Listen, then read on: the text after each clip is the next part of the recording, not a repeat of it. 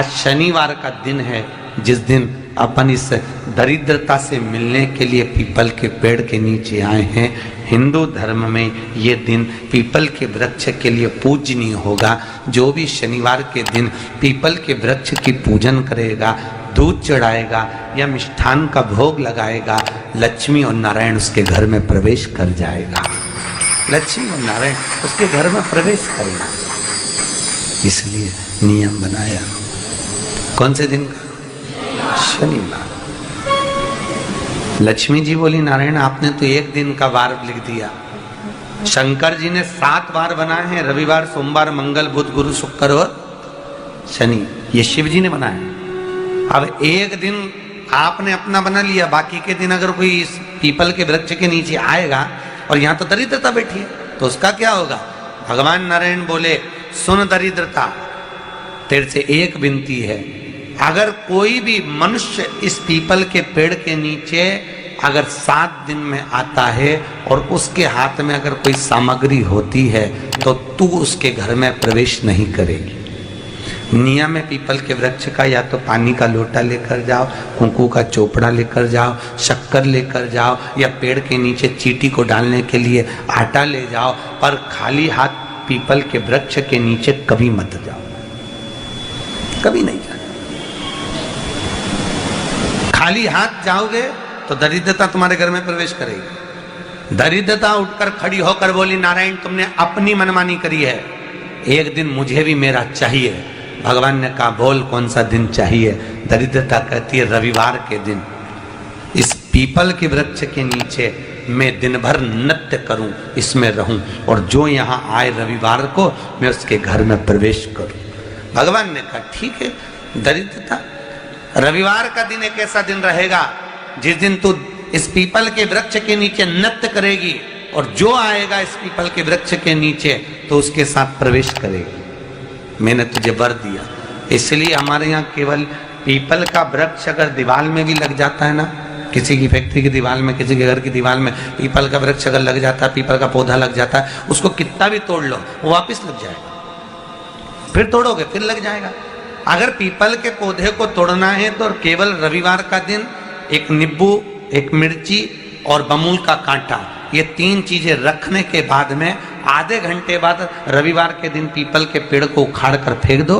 दूसरी बार कभी पीपल दीवार में लगता ही नहीं, कभी नहीं लग सकता। केवल एक रविवार को, केवल एक संडे, इतवार को।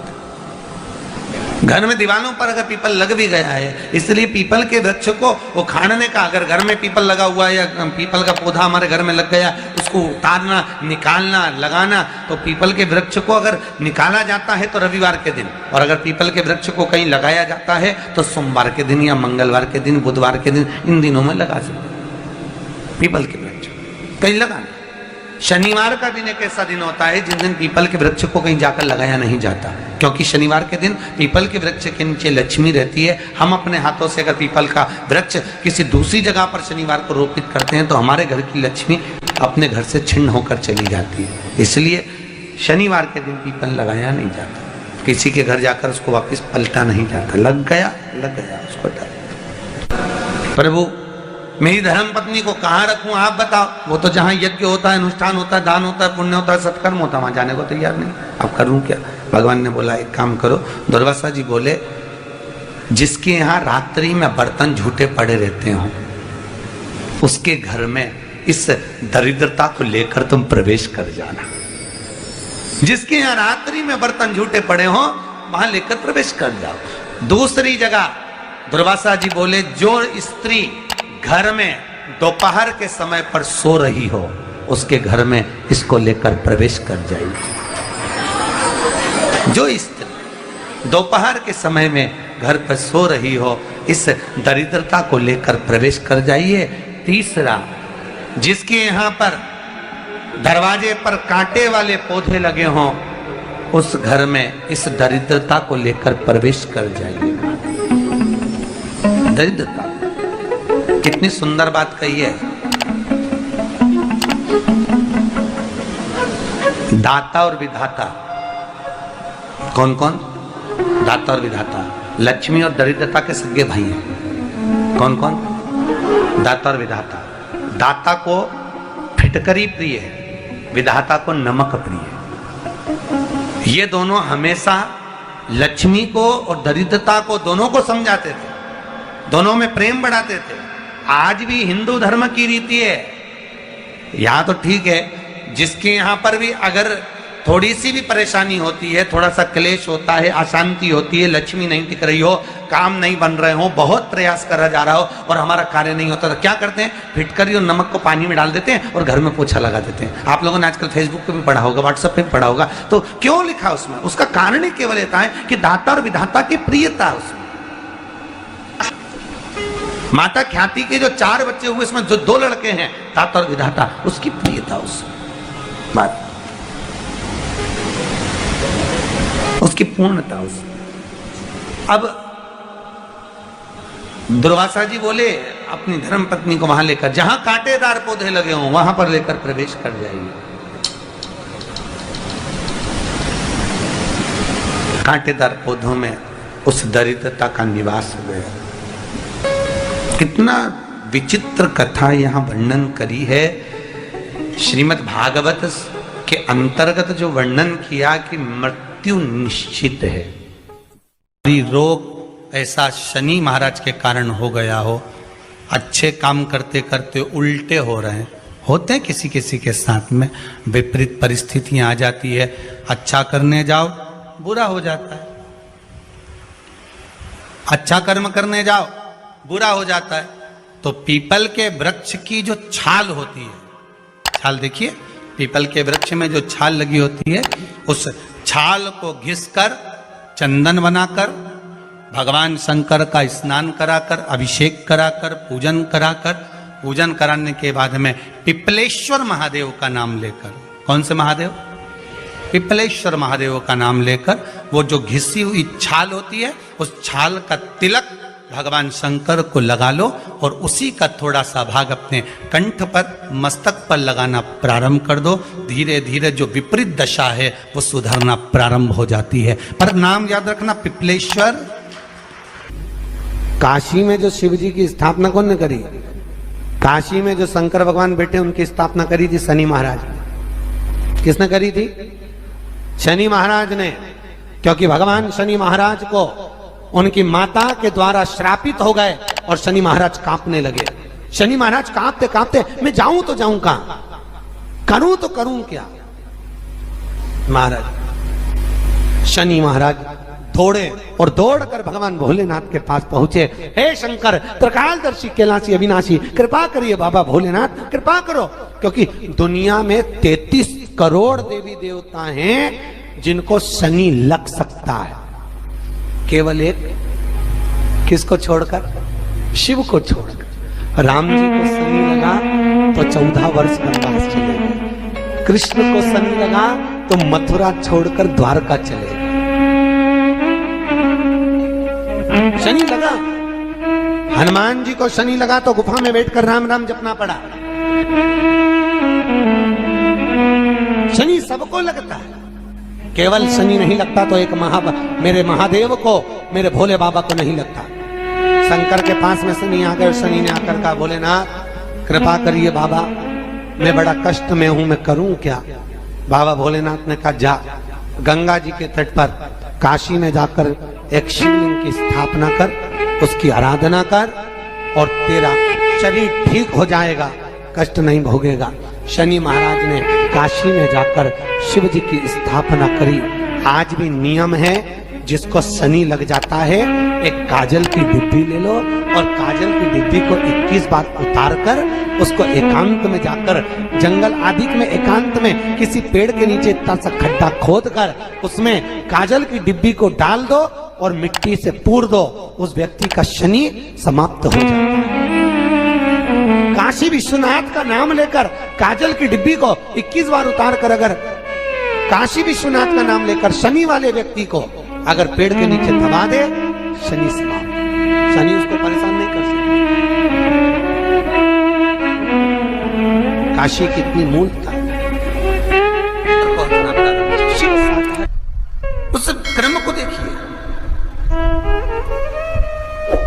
भगवान शंकर पर विश्वास रखकर एक एक पल, एक एक घड़ी, एक एक समय, एक एक नक्षत्र का शिव महापुराण में वर्णन है। यहां तक शास्त्र कहता है कि पीपल के वृक्ष की जब भगवान शिव रचना करे, पीपल के वृक्ष की जब रचना करी गई तो उस पीपल के वृक्ष में भी कौन सा समय किसका है ये शिव महापुराण वर्णन करती है। सुबह 4 बजे से लेकर 7:30 बजे तक पीपल के वृक्ष में ब्रह्मा जी का वासा होता है। 7:30 बजे से लेकर 10:30 पौने 11 बजे तक पीपल के वृक्ष में भगवान विष्णु का वासा होता है। 10:30 बजे से लेकर पीपल के वृक्ष में 11:30 बजे तक पितरों का वासा होता है। 11:30 बजे से लेकर 12:30 बजे तक पीपल के वृक्ष में आहूतों का वासा होता है। 12:30 बजे से लेकर शाम को 4 बजे तक पीपल के वृक्ष में वासुकों का वासा होता है। 4 बजे से लेकर शाम को 7:30 बजे तक पीपल के वृक्ष में शंकर का वासा होता है। 7:30 बजे से लेकर 9:30 बजे तक पीपल के वृक्ष में कुबेर का वासा होता है। 9:30 बजे से लेकर फिर कुबेर के वृक्ष में अन्य देवों का वासा चालू हो जाता है। इसलिए हमारा हिंदू धर्म कहता है, हमारे शास्त्र कहते हैं कि पीपल के वृक्ष को जब पूजा जाता है, पीपल के वृक्ष की जब पूजन करी जाती है तो सुबह 10:30, 11, ज्यादा से ज्यादा 11:30, ज्यादा से ज्यादा 12, उसके पहले पीपल के वृक्ष की पूजन कर लेना चाहिए। रात को कुबेर का वासा होता है, इसलिए पीपल के वृक्ष में दीपावली के दिन रात्रि को 8:30 बजे से लेकर 9:30 बजे के बीच में जो पीपल के वृक्ष के नीचे घी का दिया लगाता है उसके घर में कभी संपदा की कमी नहीं आती है, क्योंकि कुबेर स्वयं विराजमान होता है पीपल के वृक्ष के नीचे। क्यों? क्योंकि 11:30 बजे से लेकर 12:30 बजे तक पीपल के वृक्ष में पितरों का वासा रहता है, आहूतों का वासा रहता है, फिर वासुकों का वासा आता है। पितृ किसको कहते हैं? महाराज जो पूरी उम्र लेकर चले गए और उनके भीतर अभिलाषाएं बहुत थी, मैं ये भी करना चाहता हूं, मैं ये भी करना चाहता हूं, वो पितृ हो जाते हैं। आहूत किसको कहते हैं? जिस माता के गर्भ में बच्चा जन्म ले और मर जाए, या 6 महीने का गर्भ धारण करने के बाद अवर्षण हो जाए, जीव पड़ने के बाद 6 महीने के बाद अगर बच्चा गर्भ में भी शांत हो जाता है, कुंवारी अवस्था में शांत हो जाता है, जिसका विवाह नहीं हुआ ऐसा बच्चा जब शांत हो जाता है, अधोगति में कोई मर जाता है, सुसाइड कर एक्सीडेंट में किसी भी रूप में मर जाता है तो वो आहूत कहलाता है।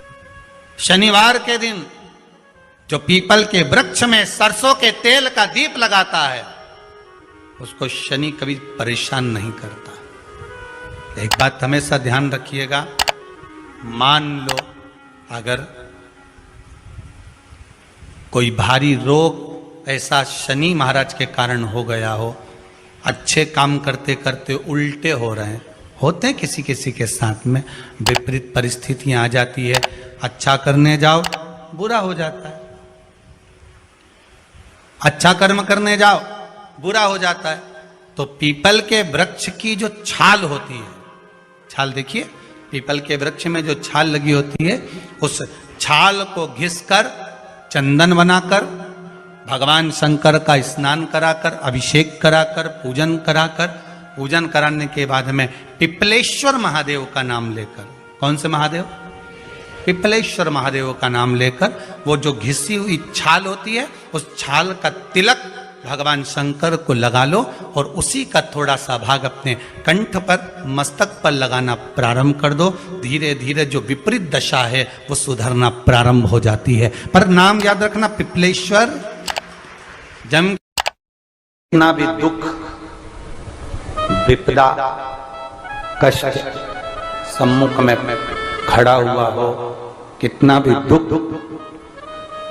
पूंजी धन की अगर आपको कमी पड़ रही है और ऐसा लग रहा है कि मेरे पास में कुछ भी नहीं, हम तो यहाँ तक कहेंगे कोई मकान बना रहे हो, बेटी का विवाह कर रहे हो, बेटे का विवाह कर रहे हो, कोई अच्छा कार्य कर रहे हो, धन संपदा की भी कमती दिखे तो समय पर कांता भगवान का स्मरण कर, कांता चक्र का स्मरण कर, शिव और नारायण का नाम लेकर, एक बेलपत्र, एक शमी पत्र, एक श्वेत पुष्प, एक लाल पुष्प, दोनों हाथ में लेकर भगवान शंकर के अशोक सुंदरी के स्थान पर अगर समर्पित करा जाए तो संपदा की भी कमी नहीं आती। वो कांता चक्र है जो नारायण के हाथ। यहाँ तक शिव महापुराण की कथा कहती है, अगर कोई विद्वत ब्राह्मण ने आपको बताया है कि आपके घर में पितृदोष है, कोई विद्वान ब्राह्मण ने बता दिया कि आपके घर में काल सर्प दोष है, कोई विद्वान ब्राह्मण ने बता दिया कि आपके यहाँ पर ये वास्तु दोष है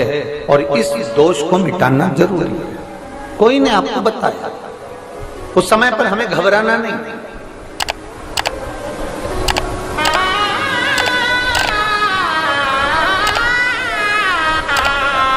उस समय में घबराने का क्रम नहीं है। कहते हैं पीपल का जो जल झड़ता है पीपल के वृक्ष से, आप लोगों ने कभी देखा है कि नहीं देखा, वो हमको नहीं मालूम।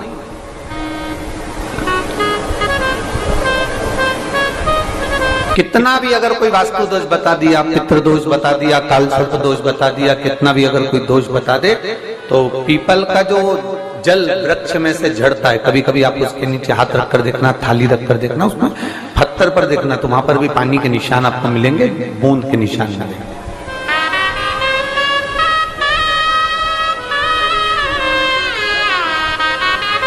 मात्र उस पीपल के वृक्ष के जल की एक बिंदी, एकमात्र बिंदी, शंकर भगवान का जो शिवलिंग है जलाधारी है, चरण है, गणेश कार्तिकेय का स्थान है, अशोक सुंदरी का स्थान है, और प्रत्येक जलाधारी में से पानी बीच में से आकर नीचे की ओर गिरता है, नीचे की ओर गिरता है। आप लोगों के स्मरण में हमने पहले भी बताया कि राइट में किसका स्थान है, गणेश जी का, लेफ्ट में कार्तिकेय, बीच में अशोक सुंदरी, ये क्या है, पार्वती जी का हस्त कमल शिवलिंग, और ऊपर से जो जल एक एक बूंद शंकर जी के शिवलिंग पर गिर रहा है, वो शंकर जी की 5 लड़कियां जया, विषहरा, शामली बारी, दौतली और देव, शंकर जी की 5 लड़कियों, एक एक बूंद पानी शिव जी पर गिरा है। जहां जल नीचे गिरता है उस स्थान से जहां तक जल बहकर जा रहा है उस स्थान तक 33 कोटि देवताओं का स्थान, 33 कोटि देवताओं का स्थान। अब जहां पानी आया, जहां नीचे गिरा, उसके बीच में जो स्थान होता है, आप लोगों ने देखा है कि नहीं देखा? जिनने देखा है जरा हाथ उठाओ। ये पानी जैसे यहाँ तक आया और यहाँ के बाद नीचे गिरेगा, तब वो नाली के माध्यम से बाहर जाएगा। तो जितनी दूर यहाँ से वो नीचे की ओर जो गिर रहा है, यहाँ से वो नीचे की ओर जो पानी जा रहा है, ये जो स्थान होता है, ये हमारे 3 दोषों को निवारण तुरंत कर देता है। एक हमारा पितृदोष, एक हमारा काल सर्प दोष और एक हमारा वास्तु दोष का निवारण ये तुरंत करता है। और ये तो हमने केवल आपको शिव महापुराण के माध्यम से बताया कि ये 3 दोष का निवारण कर देता है, पर यदि कभी आप ध्यान से लिंग पुराण को पढ़ेंगे, आप यदि लिंग पुराण को पढ़ेंगे और गीता प्रेस गोरखपुर की लिंग पुराण को लाकर यदि आप पढ़ते हैं, या गीता प्रेस गोरखपुर की शिव अंक को भी आप अगर पढ़ेंगे, उसका नंबर हमारे स्मरण में नहीं आ रहा है, शिव अंकों को भी अगर आप पढ़ेंगे तो उसमें भी आपको वर्णन मिलेगा कि हम तो केवल 3 दोष का बता रहे हैं, पर हमारे शास्त्र तो यहाँ पर और भी दोषों का वर्णन कर रहे हैं। जैसे किसी ने बता दिया आपको शनि का दोष है, किसी ने बता दिया मंगल का दोष है, किसी ने बता दिया आपको केतु का दोष है, किसी ने बता दिया आपको राहु का दोष है, किसी ने आपको कह दिया कि बृहस्पति का दोष है, किसी ने कह दिया आपको ये वाला दोष है। दुनिया के जितने दोष पीपल के वृक्ष के झड़ता हुआ जल की एक